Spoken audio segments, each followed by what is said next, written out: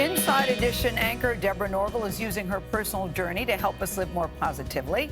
She shares that message in the latest book in the Chicken Soup for the Soul series. It's called Chicken Soup for the Soul. Think positive, live happy. The book includes 101 unique stories about optimism, faith, and strength, too. It's distributed by Simon & Schuster, which, as you know by now, is a division of CBS. So since 1993, more than 100 million copies of Chicken Soup for the Soul books have been sold in this country and Canada. There are more than 250 titles in the series.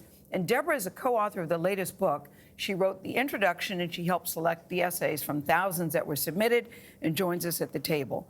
Hey, Deborah Norville. Good morning, everybody. Hey, And you lead with your own story because you said, my depression was there for the world to see after they made some changes at NBC and the Today Show. You can remember a headline very vividly about you that said what? It was an article in the Chicago Tribune that said of me, thank you, Chicago Tribune, left for dead by the side of the road. That was how they described my career. Yes. And it was absolutely correct. There was Well, that's how you were feeling. No, that was how I was. I was on the side of the road.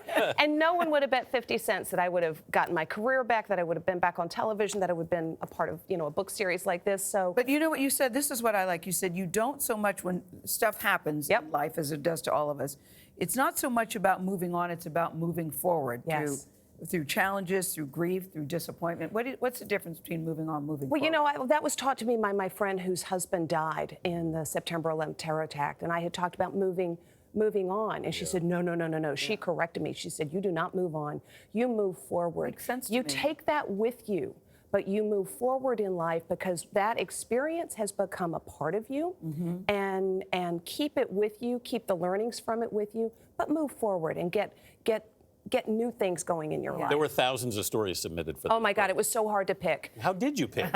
Sometimes it was just like, we've got too many where it's focusing on somebody who lost their job. We can't do any more of those I lost my job stories. So we're going to save that for when we do the 101 stories about losing my job.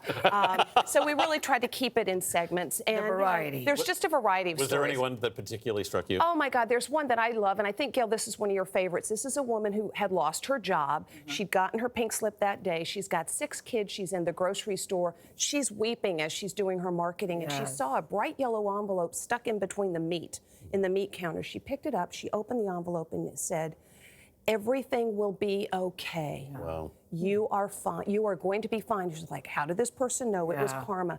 She paid it forward. She started a social media movement where she's sharing that message, and it lands in your lap on the day you needed to see it. Yes, it's called Make a Stranger's Day. And then she ended up meeting the lady who wrote the note to her. Yes, so it completed the circle. Yes. This is a book about optimism. Optimism studies actually show they can help you live longer, right? And this is what's so crazy, and that's why this book is so useful, particularly right now, right? We were talking at the beginning of the hour about impeachment. A lot of people are understandably stressed about what's going on in politics in this country.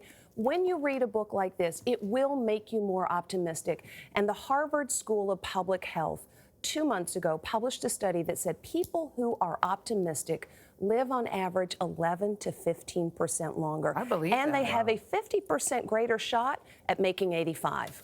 Wow. I believe that. Just your mindset. There's a story about the power of now when it comes to dating, because so many people are looking for forever. Yes. There's a great story where the guy says, look, I'm not looking at forever. How about just right now? Yeah. Let's This see if was we a can lady make this who'd been work. divorced, and after 3 years, she finally started dating again. She was a nervous wreck about it, and she goes out with this very lovely man, and he could sense her discomfort. He says, look, I'm not looking for forever. Just want to have a nice evening. And that was her message. She says, don't spend so much time worrying about the future that you miss the now. Yeah. And the now is usually pretty good. Every one of us has something good in our now, and my mission is to help you focus on that. And when people get this book, could you go to 78 and read "Can't" is a 4-letter word? We don't have time. Oh, okay. Tell it. It's a great story. That is called If you'd like me to, Gayle, I will. Can't is a 4-letter word. Yeah. Good to see you. Thank you, Good to guys. see you, Deborah. Appreciate Great it. to be here. Thank you very much. Chicken Soup for the Soul, Think Positive, Live Happy is available now.